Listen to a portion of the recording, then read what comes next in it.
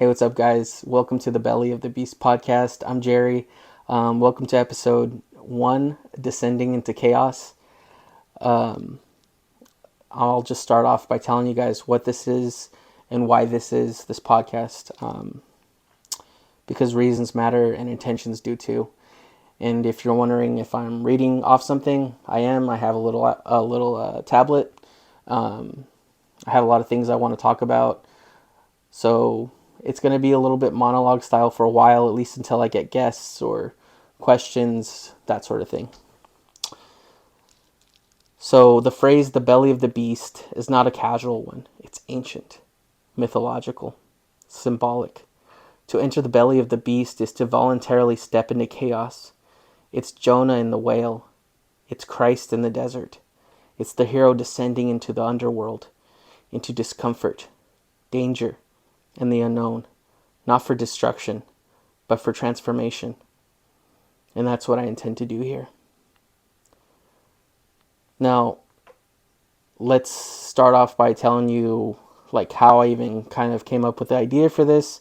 I kept finding myself in deep conversations with people about politics, culture, God, morality, about suffering, conversations that I didn't see being had publicly, or if they were happening, they were just very superficial, shallow. They kind of skimmed the surface of deeply rooted problems, in my opinion, without ever touching the foundational principles that give rise to those problems. Like people say, this group hates that group, or this side is oppressing that side, and we take it as fact, without ever asking, what is the root of the hatred? What psychological, historical, or even theological forces are at work? What truths and falsehoods are we ignoring in service of ideological convenience? This podcast is an attempt to go further, not to score points, not to win debates, but to understand. Now I should make something clear. I'm a Christian, and a devout one at that. And that kind of shapes my worldview. How could it not? But being Christian doesn't mean I see myself as holy or morally superior. Quite the contrary, it means I'm painfully aware of my flaws. I know that I carry with me both light and shadow, as all human beings do. And I believe one of the most dangerous things a person can do is believe themselves to be only righteous. To be a Christian is to recognize your insufficiency, is to strive through grace and responsibility to align yourself with something greater than your own narrow desires. And that fundamentally is what we're lacking in so many conversations today. Humility, the recognition that we might be wrong, that our understanding is limited, and that there is still much to learn. Now, people often misquote scripture and say, well, Jesus told us not to judge. But that's a shallow interpretation.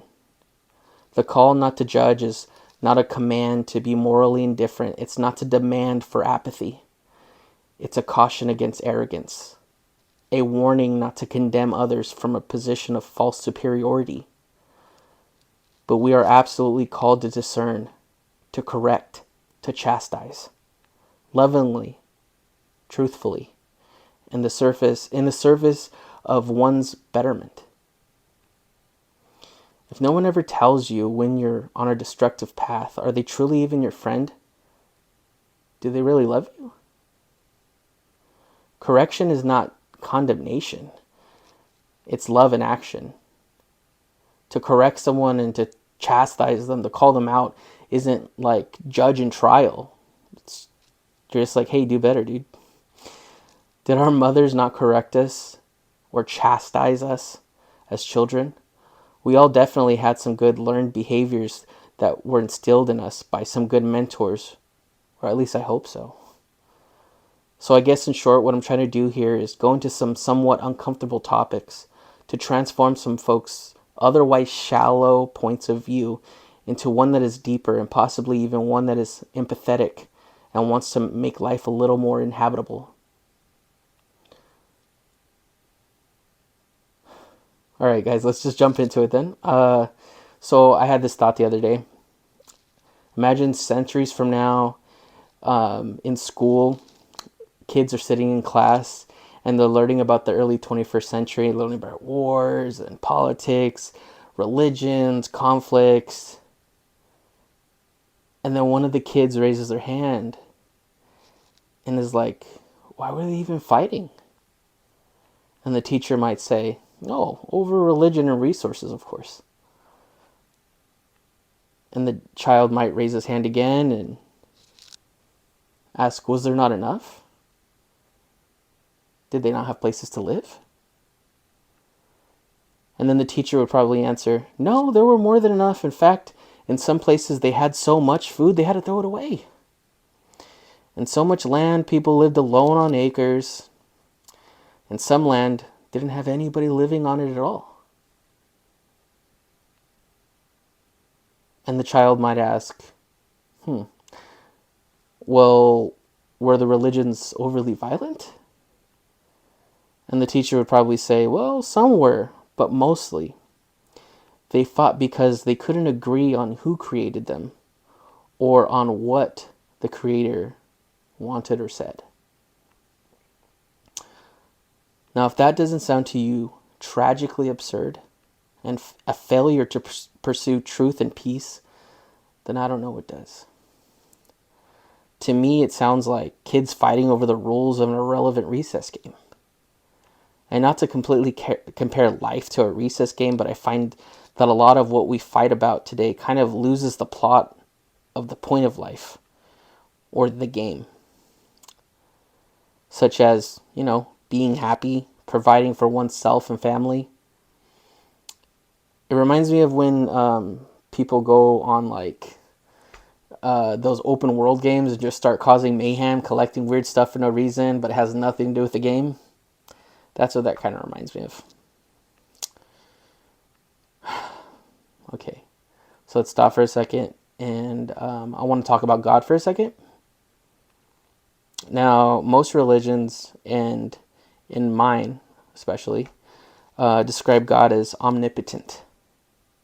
Now, omnipotent means all-powerful, all-capable of anything, basically. And so we must ask ourselves, if God is that powerful, why would he need human beings to commit acts of violence in his name? It's not only morally suspect, it's theologically incoherent. What I believe is this. God does not call us to destroy one another in his name. He calls us to speak, to stand up against evil, yes, but with discernment, with mercy, and with intent to elevate, not to dominate. People ask, why doesn't God just step in? And I would say, maybe he does.